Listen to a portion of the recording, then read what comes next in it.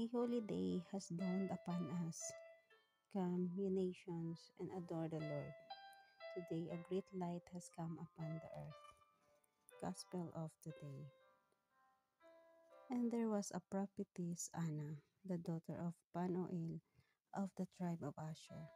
She was a great age, having lived her husband 7 years from her virginity, and as a widow till she was 84. She did not depart from the temple, worshipping with fasting and prayer night and day.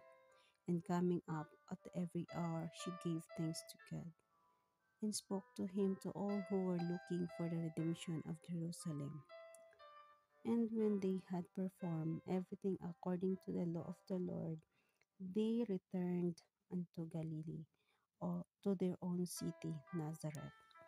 And the child was grown and became strong, filled with wisdom, and the favor of God was upon him. Reflections.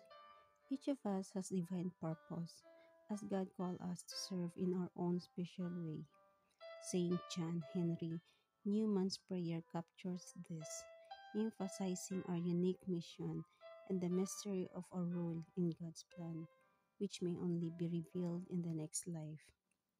Anna the prophetess exemplifies the singular vocation, widowed, eh, widowed after 7 years of marriage.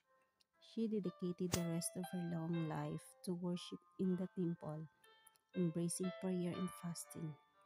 Her life was a testament to Christian devotion, culminating in her awaited meeting with the Christ child.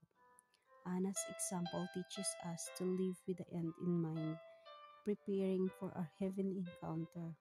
While our paths differ, we share the call to nurture a spiritual life and aim all we do towards God's glory and our soul's salvation.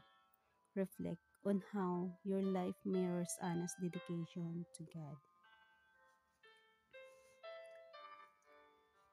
Lord, I thank you for the powerful witness of the prophetess Anna.